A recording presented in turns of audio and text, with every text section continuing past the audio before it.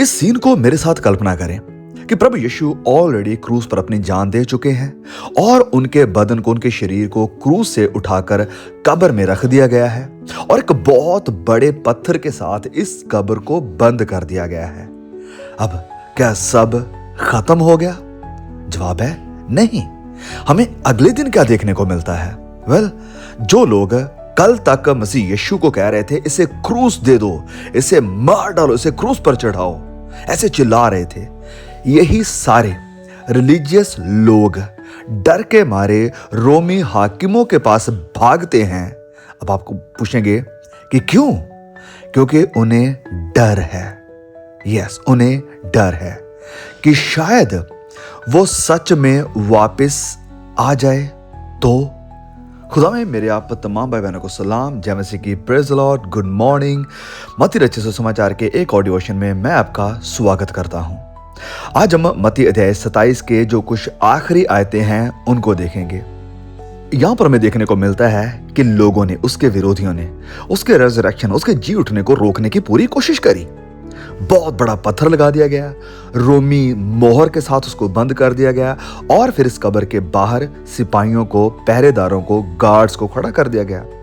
लेकिन एक सवाल, क्या कोई कब्र रेजरेक्टेड किंग को, जो जिंदा हो चुका बादशाह है, राजा है, उसे रोक सकती है? आज इसी सवाल को हम इस पूरे हमारे सेशन में देखेंगे। तो हम पढ़ते हैं वचन 62 को, 27 के 62 को। यहां पर लिखा है कि दूसरे दिन, जो तैयारी के दिन के बाद का दिन था, मतलब कि जो मसीह यीशु के क्रूस पर चढ़ाए जाने से अगला दिन था। यस, ये सब्बत का दिन था।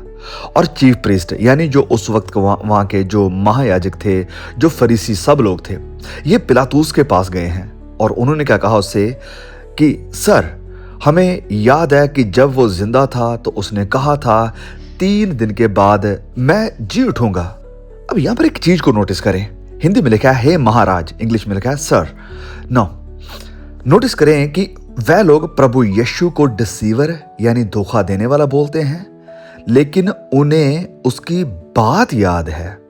उन्हें उसकी बात याद है। ओह, यहां पर आयरनी देखें, दुश्मनों को रेजरेक्शन याद था। याद है कि मसीह यीशु ने यह कहा था कि वह जी उठेगा। चेलों को नहीं याद था। चेले डर के मारे कमरों में बंद थे।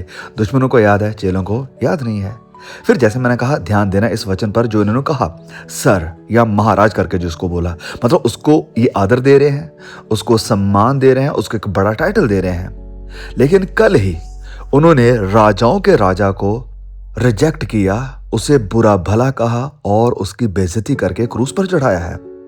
पिलातूस को आदर और मसीह यीशु का अनादर। कितनी अजीब बात है। और एक और शॉकिंग चीज यहां पर देखें, यह सब्बत का दिन था। यह सब्बत का दिन था। बार्सले नाम का एक बहुत ही बढ़िया बाइबल स्कॉलर है, वो कहता है कि अगर वो सब्बत के दिन पिलातूस के पास गए हैं तो उन्होंने अपने ही जो सब्बत का नियम है उसको तोड़ दिया है। खुद दूसरों को तो मना करते हैं कि सब्बत के दिन ये नहीं करना, दोष लगाते हैं, बड़ी बड़ी बातें करते हैं, लेकिन खुद सब्बत को तोड़ रहे हैं। मतलब क्या?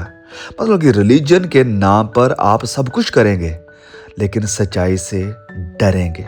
सच्चाई से डर लगता है। उन्होंने कहा while he was still alive, मतलब जब वो जिंदा था। अब ये जो वाक्य है इनका, ये जो सेंटेंस है, ये क्या प्रूव करता है?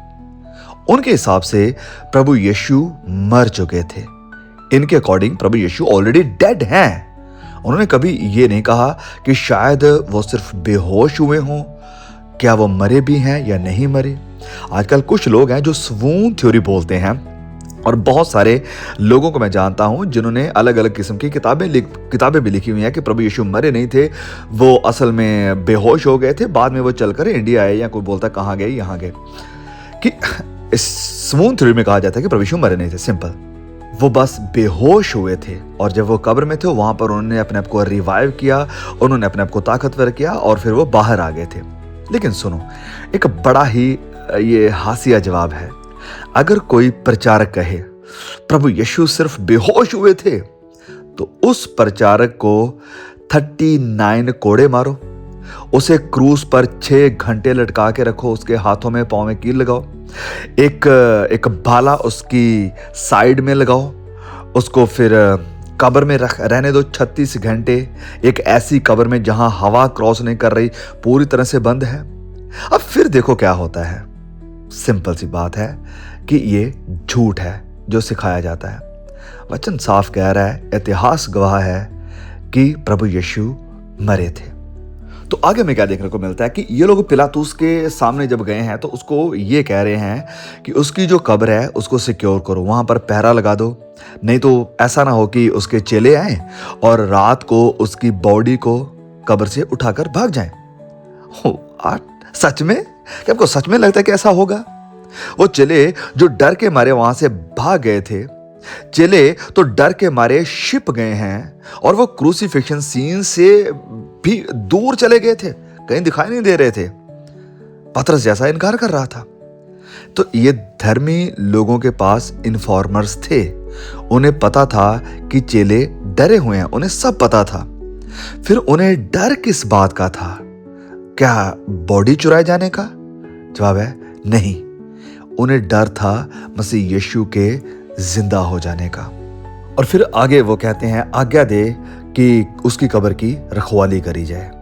पिलातूस कहता है कि तुम्हारे पास पहरुए तो हैं, मतलब गार्ड तो हैं, तो अपनी समझ के अनुसार रखवाली करो, मतलब जैसे तुम्हें बेस्ट लगता है कि जिस बेस्ट तरीके से हम इसको सिक्योर कर सकते हैं, करो जाके। और ये जो वर्ड रखवाले या पहरुए या गार्ड है, ये ओरिजिनल वर्ड कस्टडिया से आता है। और ये जो रोमी सिपाही थे, ये पावरफुल थे, ये खतरनाक थे, ये भयानक थे, हर एक एरिया में पावरफुल थे। तो रिलीजियस लीडर जो उस वक्त के धर्मी गुरु थे, वो मैक्सिमम और पावरफुल सिक्योरिटी चाहते थे। क्यों? क्योंकि उन्हें डर था मसीह यीशु के जिंदा हो जाने का, कब्र से बाहर आ जाने का। पवित्र बाइबल कहती है कि उन्होंने उस पत्थर को जो कब्र पर रखा हुआ था उसको सील किया और पहरुओं को वहां पर ठहरा दिया। तो यहां पर 3 बड़ी ऑब्स्टेकल्स, 3 बड़ी सुरक्षा बलों के साथ मसीह यीशु को सिक्योर किया गया है ताकि वो उठ ना सके, बाहर ना सके। सबसे पहले एक बहुत बड़ा पत्थर, ये कोई नॉर्मल छोटा सा पत्थर नहीं था, इसको रोल करके लगाया जाता था और ये अंदर से कभी भी रोल नहीं हो सकता था, अंदर से कभी हटाया नहीं जा सकता था। इसको बाहर से भी काफी लोग चाहिए होते हैं इसको सेट करने के लिए, लगाने के लिए, और क्वाइटली रोल करना पॉसिबल है। चुपचाप इसको सरका देना ये नामुमकिन था। दूसरी ऑब्स्टेकल या दूसरा बड़ा पैरा था, वो था मोहर का, मतलब उस पत्थर के ऊपर रोमी मोहर लगाई गई थी। मतलब एक रोमियो की रस्सी थी, उसको दोनों तरफ से क्रॉस करके पत्थर के ऊपर चिपकाया जाता था। मतलब अगर पत्थर जरा सा भी हिलेगा तो वो जो सील है, वो जो मोहर है, वो टूटेगी। और रोमी हुकूमत की मोहर को तोड़ना मतलब रोम सरकार को चैलेंज करना, रोम की हुकूमत के खिलाफ खड़े होना था। और रोमी सिपाही इस सील को, इस मोहर को लगते हुए देखते थे, क्योंकि उनकी जॉब और उनकी जान खतरे में होती थी अगर कुछ गड़बड़ होती है तो। फिर तीसरा पैरा यहां पर था रोमी सिपाहियों का, और नॉर्मली 4 सिपाहियों का पहरा होता था। 2 जागते थे और 2 रेस्ट करते थे। पूरी तरह से वो सारे अपने हथियारों को लिए हुए थे। उनके पास तलवार होती थी, उनके पास शील्ड होती थी, उनके पास भाला होता था, उनके पास अपने सारे सुरक्षा आर्मर होते थे। ये कोई मंदिर के रखवाले नहीं थे, ये कोल्ड ब्लडेड सिपाही थे रोम के, जिनका खून ठंडा है। याद है क्रूस के नीचे ये लोग कपड़ों के लिए गैम्बल कर रहे थे, मसीह यीशु के कपड़ों को बांट रहे थे। ये खूंखार होते हैं, इन्हें किसी भी तरह का कोई रहम, कोई दया नहीं होती है। और क्या किसी को लगता है कि ऐसे लोग डर के भाग जाएंगे, चेलों से किसी भी तरह से ट्रिक हो जाएंगे? जवाब है नहीं। अगर वो ड्यूटी पर सो गए तो सरकार इन्हें नहीं छोड़ेगी। नाउ पत्थर, उसके बाद मोहर, और तीसरा है सिपाही। मटीरियल पावर यहां पर है, पॉलिटिकल पावर यहां पर है, और इंसानों की पावर यहां पर है। लेकिन फिर भी इन तीनों चीजों में से कुछ भी मायने नहीं रखा। क्यों? क्योंकि ये जो मटीरियल ऑब्स्टेकल यानी पत्थर की जो रुकावट थी, वो मसीह यीशु को जिंदा होने से रोक नहीं सकती। जो इंसानों की अधिकार या अथॉरिटी है वो मसीह यीशु को रोक नहीं सकती। जो इंसानों की ताकत या बल या जोर है वो मसीह यीशु को जिंदा होने से रोक नहीं सकता। और यहां से एक बात मैं कहना चाहता हूं, उन्होंने मसीह यीशु के रेजरेक्शन यानी उसके जी उठने को रोकने के लिए पूरा अपना जोर लगाया, और उनका यही जोर, उनकी यही केयर मसीह यीशु की कब्र को सिक्योर करने की मसीह यीशु के जी उठने का बहुत बड़ा एक प्रूफ बन गई। सोच कर देखें, अगर वहां पर पहरुए या गार्ड ना होते तो लोग कहते वेल उसकी सच में बॉडी को चुरा लिया गया है। लेकिन वहां पर पहरुए थे, वहां पर मोहर थी, वहां पर एक बड़ा पत्थर था, और फिर भी कब्र खाली। ये जो मैसेज है ये सिर्फ इतिहास नहीं है, ये एक संदेश था, एक डेक्लेरेशन था, एक घोषणा थी। कभी कभी हमारी लाइफ में भी पत्थर होता है, मोहर लगी हुई होती है, कई तरह के गार्ड होते हैं, मतलब इम्पॉसिबल सिचुएशन जिससे हम बाहर नहीं आ सकते हैं, लीगल प्रेशर होते हैं, इंसानों का विरोध होता है। लेकिन रेजरेक्शन की जो ताकत है वो इन सब से बड़ी है। जब परमेश्वर उठता है तो कोई भी सिस्टम उसको रोक नहीं सकता, चाहे वो कितना भी मजबूत क्यों ना हो, कितना भी पावरफुल क्यों ना हो, और कितना भी अपना जोर क्यों ना लगा ले। उन्होंने सोचा पत्थर से हम उसको रोक लेंगे, उन्होंने सोचा मोहर लगाकर हम उसको कंट्रोल कर लेंगे, उन्होंने सोचा सिपाही उसको सिक्योर कर देंगे। लेकिन वो भूल गए, जो मुर्दों में जान डाल सकता है उसे पत्थरों का डर नहीं है। जो सारी कायनात को बनाने वाला है उसे रोम की सील का या मोहर का डर नहीं है। जो परमेश्वर का बेटा, जो राजाओं का राजा, बादशाहों का बादशाह है, उसे सिपाहियों का डर नहीं है।